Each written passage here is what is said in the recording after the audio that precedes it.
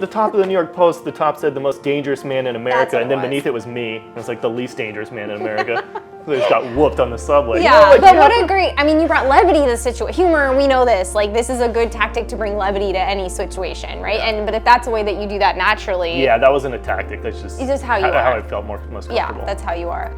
Welcome to the Storycraft Podcast for Storytellers. I'm your host, Meg Adams, and I'm here to help you explore how stories shape our connections. Wondering how stories help you network in advance? Looking to bridge online and face-to-face worlds, foster understanding, and ignite innovation? Look no further. Whether you're a leader, communicator, educator, or just love a good story, join us for actionable insights and real talk with professional storytellers, all aimed at helping you build stronger, better connections.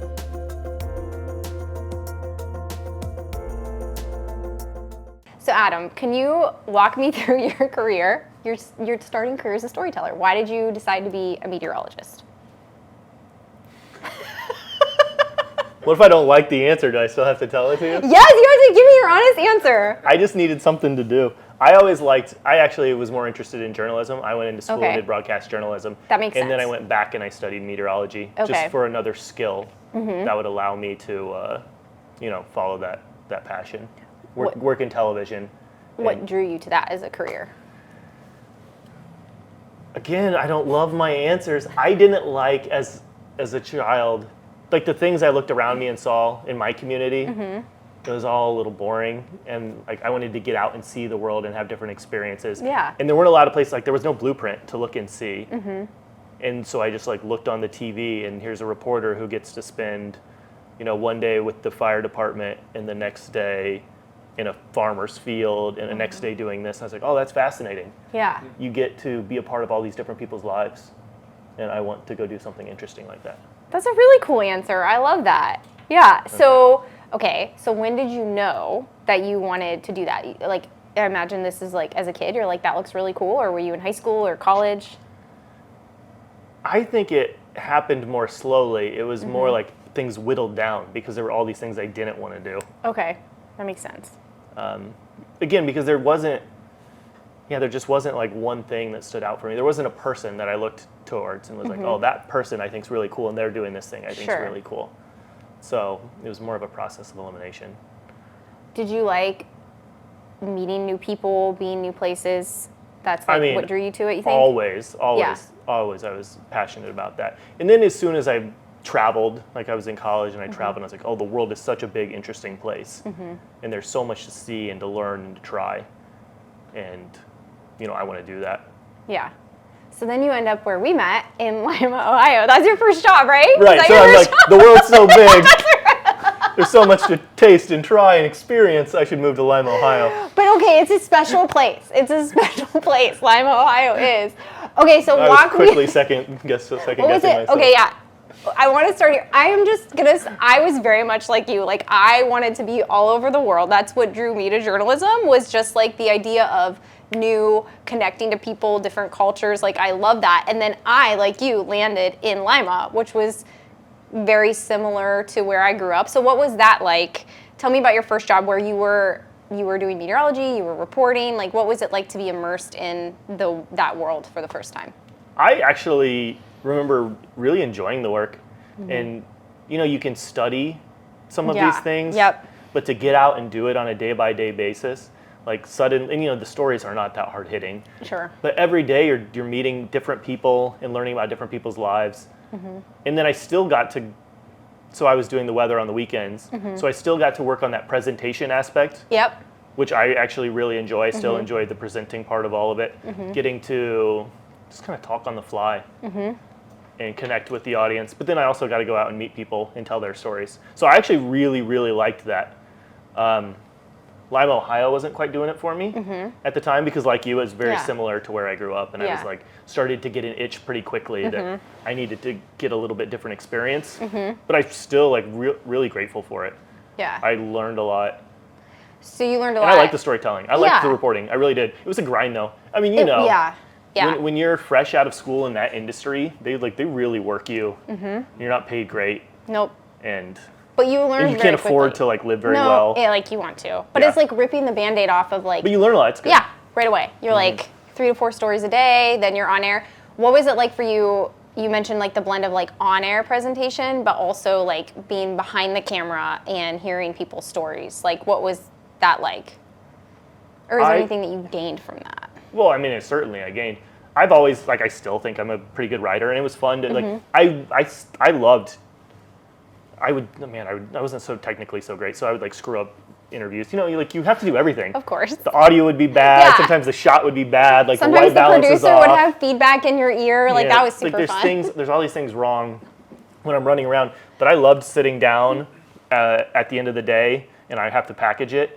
And thinking like, oh yeah, I liked this sound bite, and like, how can I rearrange this? It's like a puzzle in my head. How can I tell this story? Here's going to be the little piece of the story that's going to connect all these little sound bites I have. Like, I thought that was so much fun. Yeah. So I enjoyed that storytelling part of it, and then the TV part of it's just like, it's fun to be a ham and make it all about yourself. Love that about you. So, okay, and then you went on. Tell us, so in your career, you move on. You get to ham it up in Panama? Was that your next I went market? to Panama City Beach, which is actually like market size. It's a very similar market, but it gave me like a much different quality of life. Exactly. And I was culture. working just as hard, maybe harder. Yeah. Were you on air and reporting there too? I was doing the exact same job. Yeah. Because I took a break in between those things, so I just needed to work. So I took the first job I could get. Okay. But that was a really good experience too. But I was doing the same thing. And the stories were so wildly different though, which was fascinating, you know, because I'm running around meeting all these people from Northwest Ohio. And then suddenly I'm on the Florida Panhandle, and like I'm off meeting these guys who are like wrestling alligators or something in the swamps. Like, these are real things. So cool, yeah. Yeah. And I'm like, whoa, what a like different world that people come from. But the story, like the job was always the same. Sure. Yeah. So what did it, okay, I think we're going to I want to lean towards this, but like, so as you were kind of plucked from your Midwestern, Northwest Ohio culture into Florida, like what did that teach you about, you just said it was the same, but very different. Like, what did that teach you about yourself or about understanding community? Wow. I don't know. I feel like I've learned more about that just traveling. Yeah. Than at least in that initial one, because I've done one of the things that spurred me on was in college. I did a couple study abroads, and those like rocked me so far out of like my center. Got it. Yeah. Of like what normal was. Okay. That then these shifts, even though they were real shifts, they seemed kind of minor at that point. So tell me more about when you left, when you were rocked out of your perspective for the first time. I went to Southeast Asia on this like 5-week study abroad program where we were, to go from only being in Indiana mostly, you know, like little road trips, to suddenly be in Bangkok, Thailand, just like blew my mind. That's awesome. It blew my mind. Yeah. And then we went to Malaysia, and I was in Australia. It's still just, it was like I'd been blind my whole life, and all of a sudden I could see. And do you think that like solidified your career choice, or did that lead you towards your career choice as a journalist? So you were like, I want to be like this more. I want to learn more about the world, and it sounds like you love it. Well, I itched, I was like, I itched for that. Like I felt like I was enclosed, and it showed me that, like, yes, I was right. Yeah. Like, do this. Yeah. Like, go see whatever you can possibly see. And you've done. And there weren't a ton of options for me necessarily coming out of school. Sure. Yeah. But this was a way to do it. That's cool. Yeah. So, do you think, what was the draw? Like, what's the draw for you to travel and like learn about other cultures, learn about other communities, learn about other people's stories? Like, what is it that draws you to that? I don't know. Is it just something you have or you don't have? Because I don't necessarily understand. I'm curious. Yeah. Because I meet plenty of people who don't have it. Yeah. And I can't necessarily put my finger on what it is, because I don't think there's anything wrong. And maybe this is because I've gotten older. You don't have to go anywhere. I really don't think you do. No, I agree with that. But I used to think you have to. Yeah. It's like, I had people who I love very much who don't want to do anything. I'm like, you got to get out of here. You got to go see something, experience something. But you know what? You really don't. Like, it's all inside of you. It's all in your connections. Right. You can do that wherever you are. How do you do that? I'm curious, because I think what I hear you saying is like, you can expand your perspective, right? Like, you can talk to somebody who's completely different than you in your own town. You just have to make an effort to do that. Yeah. Right? Is that what you're saying? Yeah. Sort of. Well, So I guess what I'm saying, if for me, when I've like drastically put myself in a different place, you get so much, I'm so much in my comfort zone, like in Indiana or in my day-to-day life and in my routine, that I start to like not see the things around me. Oh. You know, you're just like, you're so tunnel visioned, and then you're in Thailand or you're running around covering these stories that start to be like disorienting, and it knocks down these walls and you start to see things that you weren't seeing, and it opens you up and you become more empathetic. Absolutely. And you just see the world better. But really what you're seeing is yourself, and I don't think there's any reason you couldn't do that from where you are. It's all inside of us. No, yeah. It's all inside of us. It's not out there. It's all inside of us. Yeah, and you I'm learned sure that. Of that. Did you learn that after you? But I would have never been able to find that out without doing it. Sure. But it is all inside of us. Yeah. I'm sure of it. But like we live in a culture where people are becoming siloed. Like I live in Northeast Ohio, and everybody's moving into the suburbs. I made a joke about it. Like everybody dresses the same, everybody talks the same, everybody drives the same car, and everybody has similar politics. So I'm curious. Like you've traveled the world and live in New York City. I like that you think I know the answer to this thing that we're all racking our brains trying to figure out. Obviously, people thought when we like let kindergartners start doing postcards to kids from around the world that suddenly like we'd have open minds and everyone would love everybody. But that hasn't happened. I know that's not going to happen. I don't know why you think I know. But I'm just curious. Know. Okay, as someone.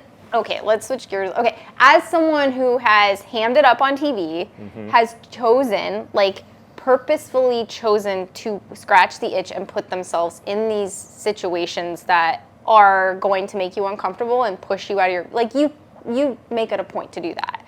How has that shaped the way that you interact, or has it with people in like daily situations? Like maybe you come across someone and you're like, oh, this person's being like a real jerk and it's really hard for me to understand this perspective. Like, are you more open to that or not? Or like, how is it? Yeah, But I mean, I think everybody gets in moments where they are a little too unkind and then they regret it. But I think generally speaking, yes, I'm way more understanding. Yeah, and you like just because you don't know, right?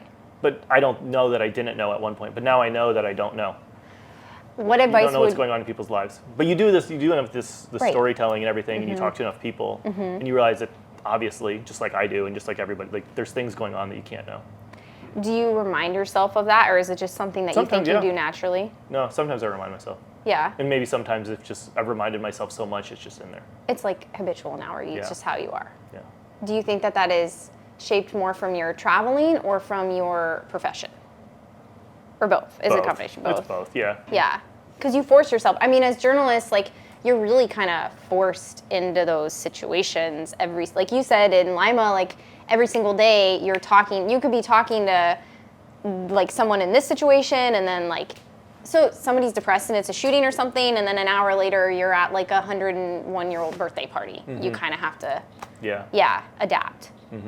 I've never, this is advice I would give, I've never shied away from making myself uncomfortable, which is obviously is not comfortable to do that, but I benefit from it. And I think most people don't like to make themselves uncomfortable. No. Like they won't do anything that makes themselves uncomfortable.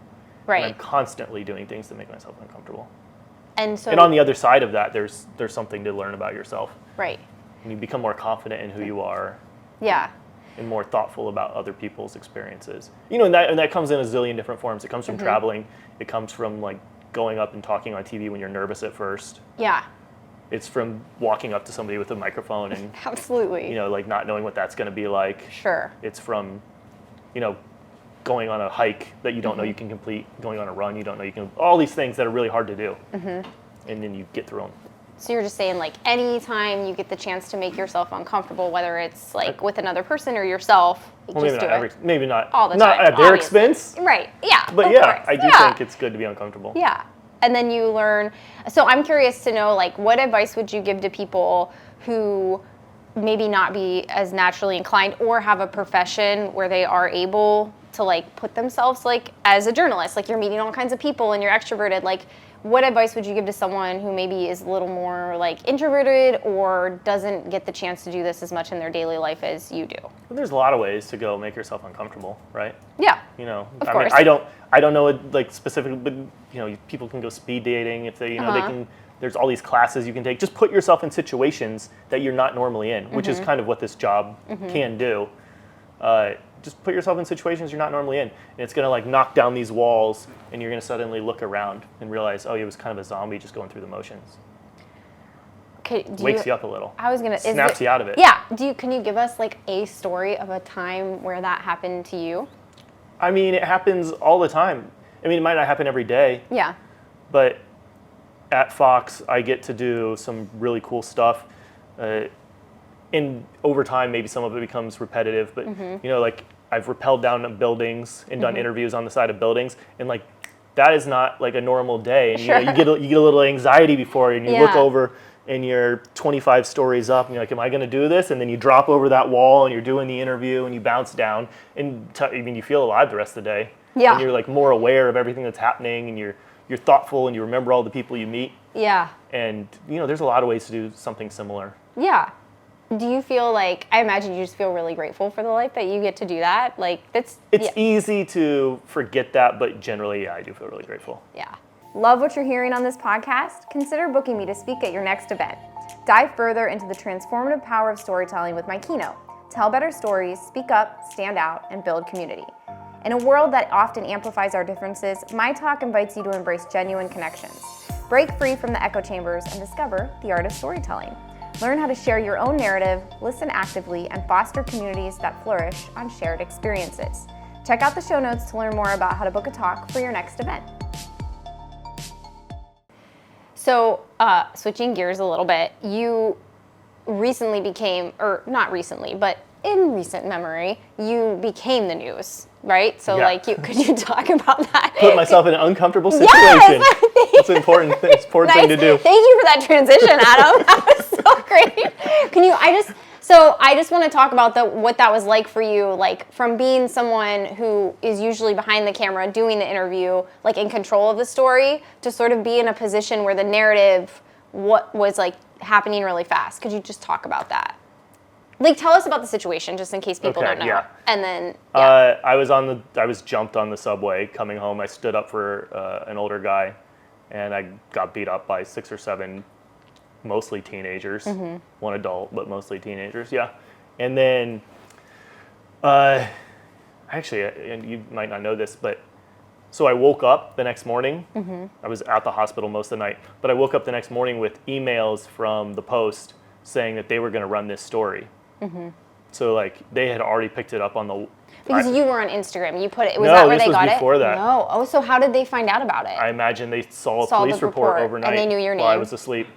So I already had questions about it, and then before I even thought about it, I was like, "Well, this is about to be out there," and I put it on my Instagram story. And little did I know, like what that was going to turn into. That was going to be my official response. Yeah. I thought like, all right, I should just like tell my couple of followers. That's fascinating. What's going on. So you controlled the narrative without the intention of controlling the narrative, in a way. Yeah. Yeah. Yeah. But I was like, oh, this story's out. Sure. I got to get ahead of it, or I just have to. Yeah, just like let me address this in my own way. Yeah. So tell me what it was like. You said it was like 72 hours of craziness. Like you're obviously beat up, you're in pain, but you're also being asked to talk about a subject that, I mean, people care very deeply about. There was a lot of like context to that, right? Like there had been murders on the subway. Like this was something that had been happening in New York that people cared about for a while. What was it like being like put in the center of that story? There was fierce debate. Is crime up? Is crime not up? Is the city in a good place? Is it not in a good place? And I feel like that's a common narrative in New York, right? Right. Yeah. And I was like a perfect example where people could take sides on what they thought was happening. I mean, that was like one of the wildest experiences of my life. I mean, obviously the beating was one of the wildest experiences of my life. I don't want to forget. But the circus afterwards, it was one thing after another. There was like a adrenaline rush to it that, like I hate to say, you just make the most of it and then you run with it and you're like, you're talking about being out of your comfort zone. Yeah. I was getting calls from media outlets all over the country.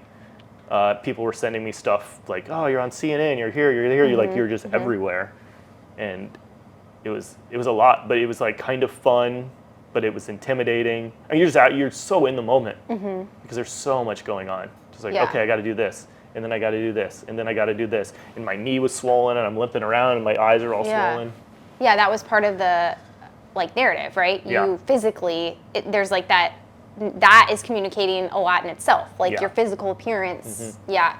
What was it like? So as someone who's known you like before that, one thing that I really admired about the way that you handled that was that I saw you on TV and I saw you answering the questions, and I was like, this is exactly like if I was sitting next to Adam on the couch right now, I feel like he would tell this story. How did you do that? Because I feel like on a stage like that, to me personally, would feel like a lot of pressure, and I don't know if I would have handled it in the, like, I would hope that people would say, that's exactly what I would expect Megan to say if we were just hanging out at her apartment, you know? But how did you do that?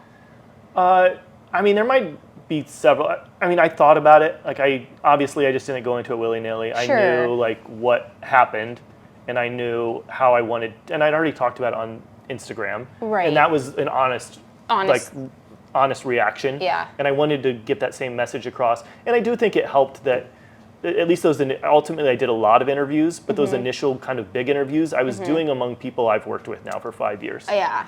Like, even if they asked me tough questions, I didn't feel maybe the pressure that I would feel if it was a complete stranger and I was being fired. I was like, I know this person. Yeah. And I know, like, they've got my back and I've got their back. And, you know, there was a respect there. Camaraderie. Yeah. So I was able to, you know, just tell them what I needed to tell them and how it went down.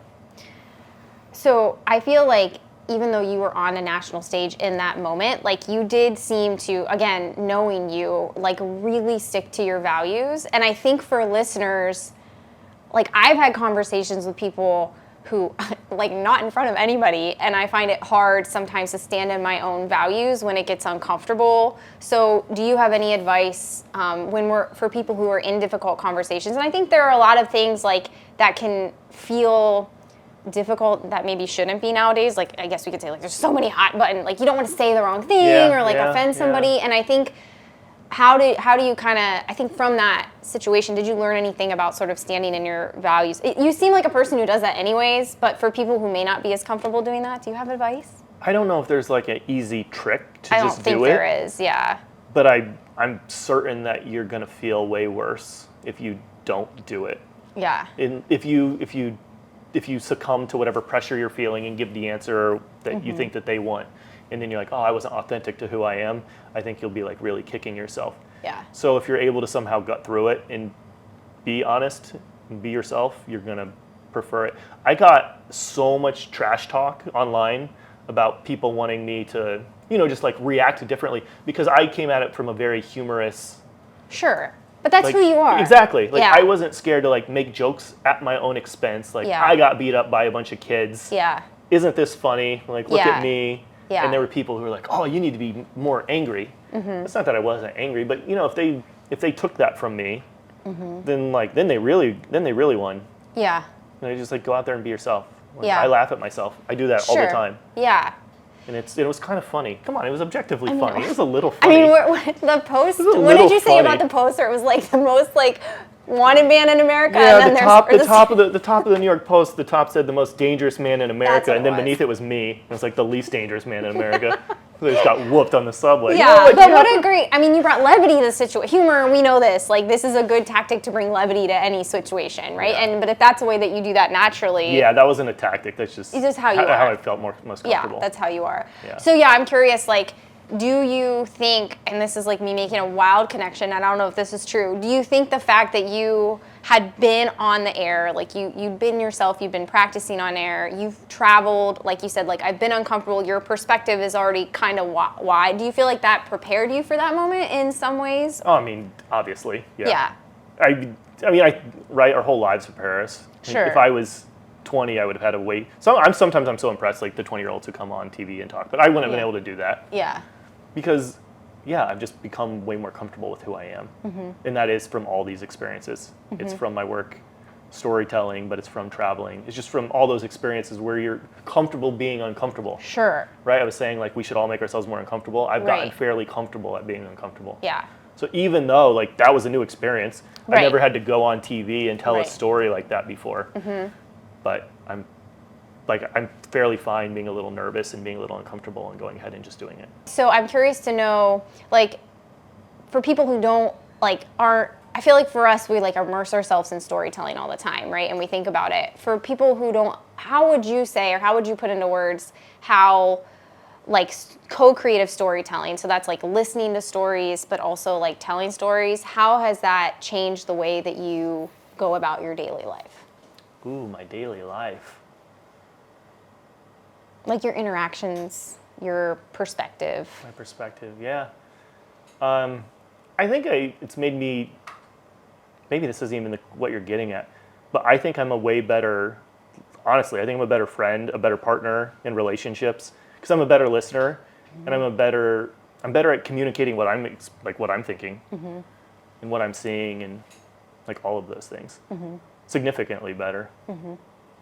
I'm sure we all know, like, you go out and you meet people and they're trying to tell you a story, or they're trying to like tell you their perspective, and they're struggling to do it. Yes. Yeah. They can't find the words. They're like rambling on and on and on, and people lose interest. Or we don't listen as well as maybe we could, because we do. But if you're really direct as a communicator, it makes it easier for people to listen. So how would you, do you have any, like, this is getting like really practical, any like practical tips for people who they don't have the opportunity to get I mean, you practice it in your day-to-day life, I guess. Just, I don't know, just be more direct. Yeah. I don't know how to just say how to do that, but people are not be very more self-aware. People aren't very direct. You know, when you go out and you spend a whole day with your camera and you interview all these different people and you have to distill it into a 90-second story, it really makes you think, like, what is the important information that I need to convey? Yeah. Like, I'm doing a forecast still to this day, and I've got the whole country, and they're like, hey, Adam, you've only got a minute 15. It's like, all right, how can I get the most important information out as quickly as possible? You don't just ramble on about anything. Like this, and this, and it works. People appreciate it. Okay, and the other thing I love about watching your career is like your personality. So like, what was you did something with the ice cream where like you told the kid to click through and you're like eating an ice cream cone. Like, you seem so, for a lot of people, being in front of a national audience for a minute and 15 seconds would be terrifying, but Adam's just eating an ice cream cone. Well, how did you get to that point? Like, I'm sure you didn't start out there. No, well, when you surround me by kids, I'm just like right at home. They don't know what they're doing. I don't know what I'm doing. Yeah, I like, on national TV. I thrive in the chaos. When they were like try to box me in and like, we're gonna do this, like, then it's like, oh, I feel all stuffy. But the freedom a lot of times at Fox, where the camera's just like floating around and they're just like, we're throwing it to you, and I'm like, oh, and, you know, you're just running around like crazy. Yeah. That's a lot of fun. Yeah. Because you were just like on the fly, whatever happens, happens. Yeah. That's where you thrive. Yeah. Yeah. 100%. That's funny. Do you think that's just like your natural personality, or do you think no, I've gotten better. I've gotten better at that. How, just by doing it? Just by doing it. Yeah. Yeah. Yeah. So back to like our main theme of putting yourself in an uncomfortable situation, and then it just becomes comfortable over time. Maybe that's it. And maybe this is a lesson that people can learn. I used to think like it needs to be perfect, whatever that means. Yeah. Like I don't really know what perfect means. Yeah. And then as soon as I realize that doesn't, like, what is that? That's nothing. And then it should be whatever I want it to be. And then it's just like, so, oh my God, I got so much better. So it's like the freedom to just let yourself be who you are. Yeah, like this is what a TV hit looks like. Yeah. And like, I'm going to do the thing that's how everybody starts. I need to be, I remember struggling, like I got told I have a Valley Girl voice, which I know I do, but I remember obsessing over trying to do the anchor voice. And when I just quit and just talked how I normally talk, it was so freeing. When I went from local television to national television, one of the first things I noticed was like the anchor voice almost vanished. Yeah. Like at the local level, the presentation was so serious, and then like everyone just became themselves, and I was like, oh, that's why you guys are all so much better at this. Yeah. Because you're all so comfortable with who you are and sharing who you are. Yeah. And do you think that just comes over time, or like, did you have a moment? Was it the switch to national television where you just realized like? I mean, that I learned a lot because I was suddenly surrounded by people who were really good. Yeah. And I saw like, oh, here's a big difference. Like this person is exactly the same in the commercial break. Yeah. And at happy hour as they are on TV. Like you literally can't tell a difference. Yeah. And that's eye-opening because that was not necessarily the case. Right. Oh, this is so okay. So what you're saying is like, okay, here's a question for you. There's like an authenticity there. Yes, but do you feel like you have a persona on air still? Like, are you? like this is something we hear I people probably too. still do a voice like a little bit here and there. But I mean, like, do you feel When I like feel you like it needs step to be into a serious. personality? Like, are you the same person on air that you are? Do you feel like, I feel like you are just from watching you on TV, but I feel like, to your point, a lot of people feel like they have to put on a character. Like they have to play a character if they're in public or on TV, and then that leads you away from that. Like maybe I think this is a curse of anybody who's doing anything. Like maybe if you're successful, you lean into it a little bit more. Yeah. You know how people become like caricatures of themselves. Yes. So like there's probably times when I lean into, but it's myself. Sure. But I'm just like a little bit more It's just exaggerated. like Adam, yeah. It's like, Yeah. yeah. But I mean, I think that starts to happen, and I think I Yeah. see that happening. But it's still, For the most part. it's still authentic. Yeah. It's They're just being a different little bit, version of you. yeah, a little bit larger. Yeah. But sometimes you need that. You know, you need that on stage. You need that on camera to convey it. Of course. Yeah, you have a minute and 15 seconds. Yeah. You have to be a bigger version of yourself, I guess. But it in is that me. moment. But I definitely like Yeah. crank it up a little bit. Yeah. So advice to like younger storytellers, younger journalists, younger content creators, people, it would be to just like. I imagine these like kids coming up doing TikTok videos. I know, They're going to right? be so much I know. ahead of the game. Yeah. Like so much ahead of the game because they are constantly just talking to Just a doing it. camera. Right. I mean, I know maybe they're putting on a little bit of a show, but they're going to find out who they are the more they do it and who Yeah. they're comfortable being on camera. They're going to be miles ahead. Because I was like still pretty uncomfortable for a while. I mean, when we started, there wasn't. I started right at the cusp of social media, and you just didn't. I mean, to go live, you had to have the satellite truck up, and like half the time it didn't work in Lima. Like we know this. Yeah. But now you just turn your phone on, and you have an audience. Yeah. That's incredible. Like the video, yeah, there was no one was shooting video. No. When I was that age. Right. There was no video. There was no talking to my phone and getting comfortable with that. Yeah. So you think just like I think they're gonna be way putting yourself better. out there, like if you had advice, like it would just be, I hear like make yourself uncomfortable, put yourself out there, because I know I think like a lot of hopefully our listeners are people who want to have an impact, who want to have a platform, whatever that is, and like there is a lot of insecurity around that, especially when you start. There's like, I think everybody has different. They come to it with different fears and different, like they're intimidated by different things. So do you have any like standard advice for people who want to do that? I mean, I think talking to your phone, just practicing like that is a great start. Like if you were really young, I know like I never did debate, but I think being comfortable in front of a group. Sure. Because that was its own different thing too. There was a time where I got comfortable in front of a camera, and then you put me in front of a camera with an entirely different crew. Oh yeah. And it's like, oh, I don't know these people, and I'm not comfortable with them, and I suddenly got uncomfortable again. So being comfortable. It's not the same, yeah. Yeah, and now like that's gone away. Yeah. But just being comfortable in front of Different strangers, people, different people, groups, yeah. not necessarily just your phone, but that's good. I think learning how to be succinct would be important. Direct, You're just like going you to get that from writing, I think. Yeah. That's really the only way you're going to get it, is write something and be like, this has too many words. How do I say this more simply? What about storytelling? Like if you're trying to tell your own story or other people's stories, like how do you get better at that? I don't know if you can do it without just reps. I don't know. You probably know. You think about this more. I think it's all reps. Yeah, I think there's a method to it, but I think that to me it's really interesting that everybody has a different style. Like because the thing that I think is really cool is I like seeing people come into their own, and like to me, we could go to the same situation, and I'm going to tell that story differently than you because I've had different experiences in my life. Like to me, that's so amazing, and I wish people could see, like, instead of everybody having the same storyline, like we would all come to it different. But how do we become? How is that as a viewer, what you just said? I know. How is that like? How do you feel confident that you're getting the real story? You're never going to. You're never. Because you're right. It doesn't exist. 50 different people could go Right. try to learn something and then return that story back to another person, and they're going to get 50 different stories. Right. But see, this is And where, then yeah. how are you getting a true account? You just have to understand that there is no such thing as a true account. It's all people- just people filtered don't know through a that. perspective. Right, but I think they could, and I think that I'm optimistic. I think it's a beautiful thing to, like, to your point, how we started this whole conversation is like, when you can see something from somebody else's perspective, or you can go into a situation in a totally different culture, it will, I like to think of it as like widen your perspective. Like your filter gets bigger. And then like you said, you just go about the world in a different way. But if you to me, that's kind of like a choice. Like if you choose to put your blinders on and think that like, my coming to this situation is the truth. The way I see it is that I think that's where we get into big trouble as humans. Yeah, I've never told the truth, so. No, yeah. No, well, you told your truth, Adam. It's your truth. I'm not like, this is the truth, though. No, definitely not. It doesn't exist. Philosophically, it doesn't exist. But I think it's interesting. I think if more people, and you've said this, I think I've heard you say this, it's been a theme of our conversation, as more people get out and experience different things and start to come to different situations, I think you will naturally become a better storyteller and a better listener and a better human being, because you're just forced to understand that. But as a journalist, you get thrown into that right away. Yeah.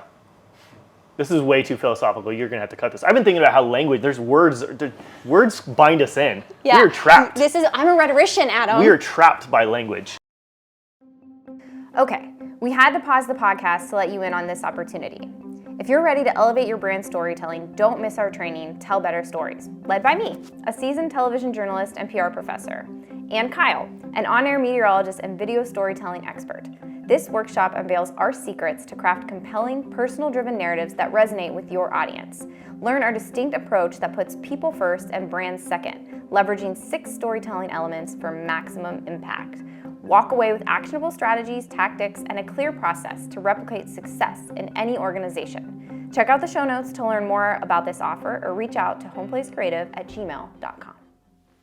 And you said this, like, how do you own and just feel comfortable like with who you are in any situation and owning like your story versus what I'm seeing, and is kind of scary to me, is like everybody just hears from other people and they kind of like let other people's story become their story, right? So they like, this aligns with my ideology, which makes sense with my experiences, and so this must be the way I see the world must be the way everybody sees the world, and that to me is scary versus like the understanding of like, oh, but I get to have these beautiful, I can never have your experiences, right? Because you're Adam, but I can talk to you and we can have this conversation, like, and I can feel like I can imagine myself in that situation, and then my perspective then becomes wider. So is the question like, how do we help these people who are? How do we do? I guess like how do we break down these? How do you? I think you've answered it, but I'm just these kind bubbles, of these information bubbles we're in. Yeah. I mean, I don't know the answer.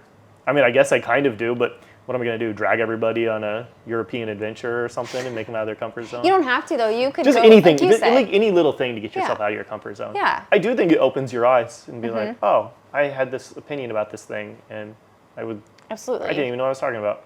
Or I mean, I've had situations with people where I've stereotyped them or like made a judgment call, and then I take a little bit of time, or they've been vulnerable with me for whatever reason, even though I don't deserve it, and I'm like, oh, that was really crappy of me. I was totally off base here. And then I think the more that happens to me, the more I become less judgmental, because it just happens over and over, and you're just like wrong all the time, and you're like, oh, like you said earlier, like I have no idea what that person's story is. Yeah.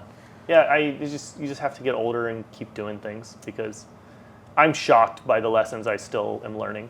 Yeah. Like, I'm like, another lesson? Are you kidding me? Here we go. I thought I knew stuff, and it turns out I didn't know anything. So that's awesome. You have to check in with me another year. I'll be like, forget everything I said. I've learned so much since then. That would be the goal, right? Yeah. That would be the goal. I mean, I hope so. Okay.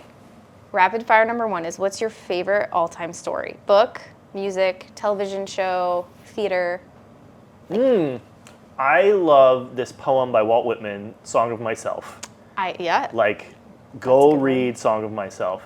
Talk about just like knocking down your walls and just like being and seeing everybody the same. It's wonderful. Love it. Okay, awesome. Okay, this is a 2-part question. You can answer one part or both parts. What is the best storytelling advice you've ever heard? Like, you have to tell us. And then on the flip side, what's the worst advice that you have heard and you want people to just never throw this away? Part of my genius is that I don't remember anything that people say. Water off my back. It can be what you read. It can be like a piece of a song. Like, it doesn't have to be necessarily it. It's water off a duck's back. I don't know. I don't remember. I have never heard any bad advice. I don't remember bad advice. Let's see, what was a good advice? Everyone's done this, so I need to come up with an answer. Adam's filters. What would ChatGPT tell me to say? Give me some bad storytelling advice and give me some good storytelling advice. Oh, this is scary that's your first reaction. I'm going to ask ChatGPT. I've been asking it like everything. I know, lately. so have we. It's getting bad. I'm with you. Like I want to brainstorm something, I don't brainstorm it. I know. I just ask it, and then It's I like terrible. read it and brainstorm out based off their brainstorm. I put information in the other day. I thought so much about our branding that I'm like in a hole about it, and so I was like, ChatGPT, tell me what I should say. And I just put in all of my notes, and it like spits stuff out, and I'm like, oh. I wrote a haiku the other day on ChatGPT. Like, why would I do that myself when I could? And they're like, oh, let's just make a little tweak here, and it'll make the tweak. Okay. Okay, wait. So your advice is to ask ChatGPT. That was the best advice. Whatever ChatGPT told me was great advice. It probably also gave me bad advice.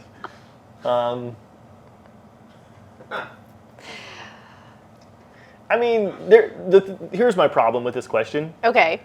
Is whatever that bad advice is, You don't remember? I don't remember because it was bad advice. I'm not hanging on to that stuff. Okay. Let the negative go. I release you. Okay, Release you negative. In the good advice, I've gotten so much good advice. I really have from so many different places. But it's so much of it's like the things we've talked about. Yeah. It is about authenticity. It's about just like stop trying to be something that you think you should be and just be yourself. I think that's really important in storytelling. I know different people editing my stories over the years have taught me how to be succinct, and that has benefited me. I just know it has benefited me so much. Okay, so last rapid fire question is if you had to define like the benefits of storytelling in your own words, how would you define it? The benefits to who and what situation? Just in our day-to-day lives? Like as a storyteller, how would you define it? Define storytelling? Define storytelling. God, it's all we are at this point. It's like we are our stories, I guess. It's like our stories outlive us. I don't know. The story is so powerful. We like kill each other for our stories. Like stories are everything. It really is. It's how we connect. It's like how I connect to my mom. It's how I connect to everybody. It's how I make my livelihood. It really is. It's kind of everything. You got really deep, and I love that answer. Thanks, Adam. Yeah. This has been great. That was a really good answer. Yeah. It is everything. It Like, is. what else?